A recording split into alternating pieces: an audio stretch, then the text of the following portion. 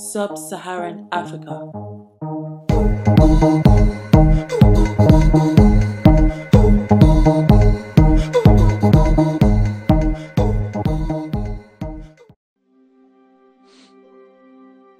Thank you for seeing us, Mr. Johnson. We were hoping that maybe you have some kind of key that can help us with our disease. You boys both have the virus? Are you sure? We're not just sure. We're HIV positive. Will you stop it with that? What part of this is funny to you? Kyle, we need to try to find out... What part of being infected with a deadly disease do you find funny? I don't think it's funny, Kyle. Then stop saying you're not just sure you're HIV positive. This isn't funny, AIDS isn't funny, dying isn't funny, so shut the fuck up! Well, excuse me, Kyle, for trying to keep some optimism, you know? Sometimes when things seem their darkest, you just need to try and stay HIV positive. But if you want to be so HIV negative all the time... Knock it off! Right now! This isn't funny! At all! Are you sure? Yes! Are you HIV positive?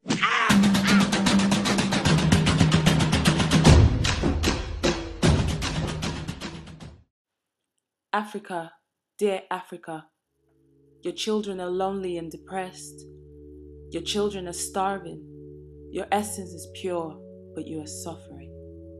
Your pain is my pain, so I sit here crying. When a good thing goes bad, it's not the end of the world, it's just the end of a world that you have with one girl, and she's the reason it happened, but she's overreacting, and it's all because she don't want things to change. So cry if you need to, but I can't stay to watch you. It's the wrong thing to do.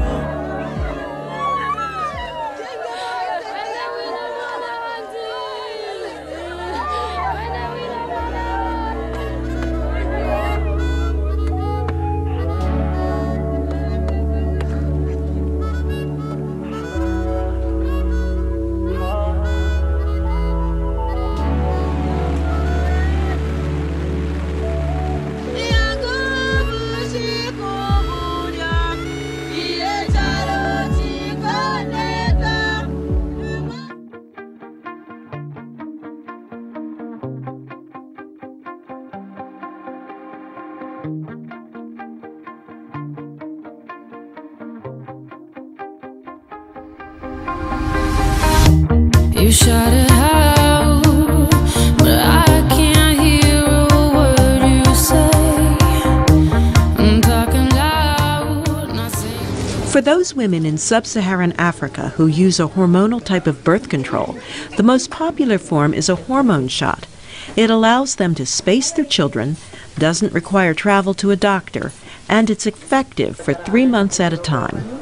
But now a significant new study shows that this method of birth control could be helping to spread HIV and AIDS across a continent with the biggest HIV-infected population on the planet. The study involved nearly 4,000 heterosexual couples from sub-Saharan Africa.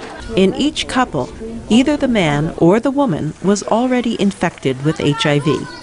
The researchers tested the couple for HIV over a 2-year period. The results? Non-infected women getting the birth control shots had double the risk of getting HIV. And the healthy men whose female partners had HIV were twice as likely to become infected.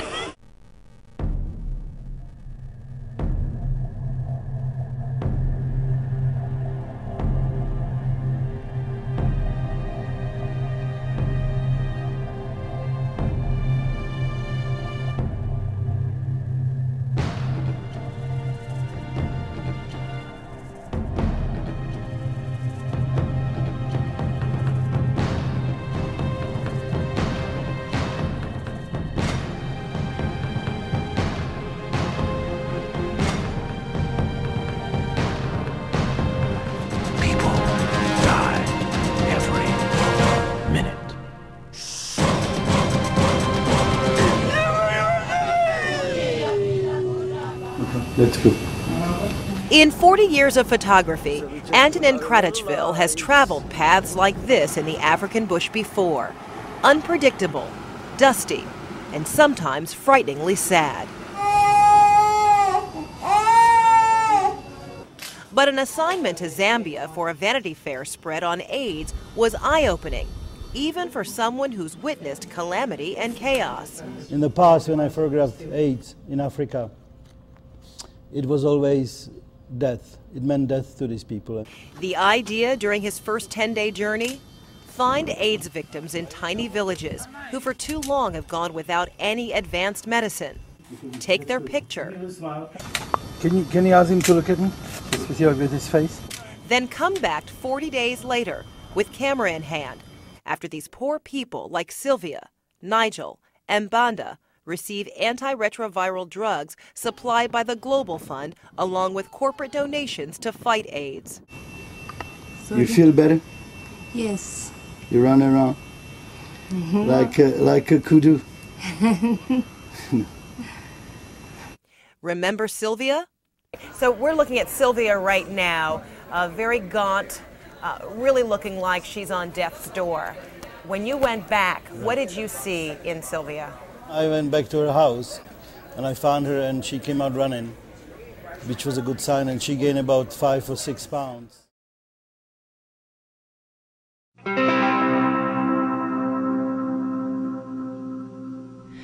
It was dark when I found you.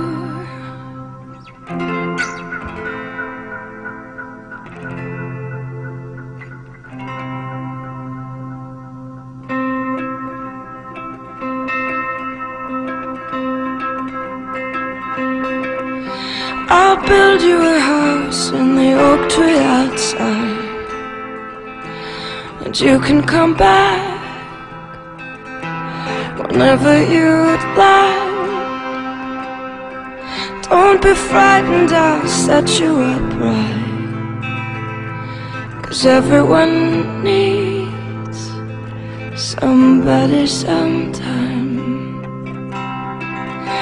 I'll leave the light on so you know I'm at home, and you can come in.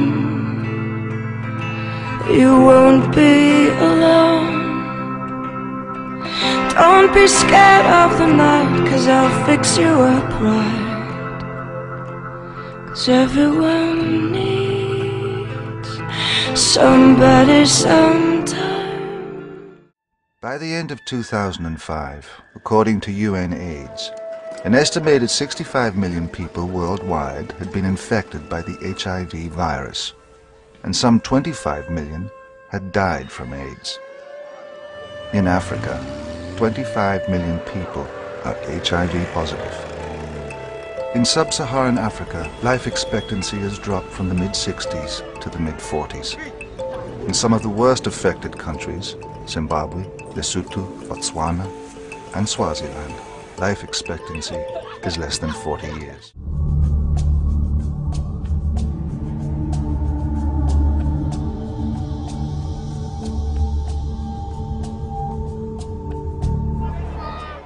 "22 million people live in Mozambique on Africa's Indian Ocean coast. 1 out of 8 adults is HIV positive. The first case of HIV was reported here 24 years ago. Since then, the number of new people infected each year has grown. HIV infection and its progression into AIDS was once considered a death sentence, but drug treatment in Mozambique and across heavily infected sub-Saharan Africa has changed that. Most of Mozambique's HIV-infected population is on life-saving antiretroviral drugs called ARVs. People like 40-year-old Leonor Gipumbu Kumbane. When Kumbane's husband, working much of the year in South Africa, contracted HIV, he never told her. It's a sad and typical story in Mozambique and across sub-Saharan Africa. When she asked him why he was sick, he lied. When he died, she learned he was HIV positive and urged to get tested. They told me I was HIV positive, and I didn't cry because I know it's not the end of your life. That was 7 years ago. Kumbane has taken daily ARVs since. She has a job, she's raised 3 children, and now has a grandchild. I'm living with HIV for years, but I'm still okay. I can still work. I can still feed my family. ARVs have been an overwhelming success, keeping millions alive. But now a new debate has emerged. What's the price of that success? Can international donors like the United States be expected to keep up funding drugs for future generations?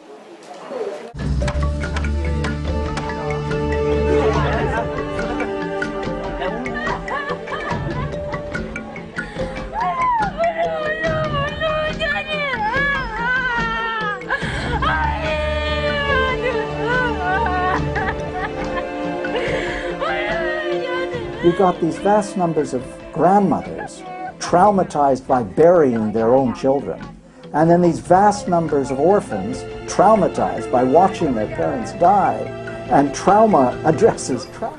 Africa has the highest incidence of child labor in the world. 1 of every 4 African children under the age of 14 is working, and that number has been increasing at an alarming rate. But beyond the despair, there's also progress. Some sub-Saharan African countries have been world leaders in getting children out of child labor and into primary school.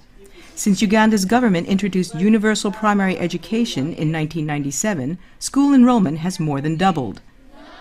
But the situation is complicated by HIV. In Uganda, more than 1 million children have lost one or both parents to HIV/AIDS. With their family life destroyed, instead of going to school, many of Uganda's children are forced out into the streets to work. Uganda's national child labor policy now specifically addresses HIV issues and relies on the active involvement of the community. Monitoring groups supported by the government and the ILO ensure children are off the streets and staying in school. Au nom de sa fidèle, j'étudie au lycée Amman, j'ai 12 ans. J'ai perdu mes parents. Je suis tout seul avec ma soeur. Nilikuwa kama familia yangu, nilikuwa ngali mtoto sana. Mama alikuwa kabia, tulikuwa katu bien, tulikuwa tu watoto 2 mwetu. Mama tusa alianza gonjwa, papa tu akasema sasa anaenda Beni, ataenda kama kutafuta vitu gani siku wake. Kisha mama akaendelea na kugonjwa, sasa alifika mpaka na mwisho akakufa. Papa kuyaka ile mwenye faka intiaka douleur mgo kasikiaka mina sikia tu sama bis baki sio disemeni mulo kwangu anaanza niuliza leo sura mama mimi nashindwa kumwambia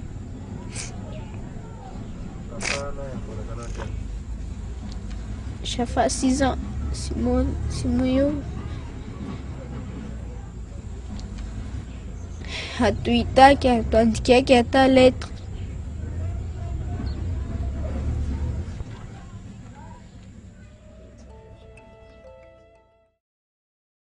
Wait, your tired arms must rest.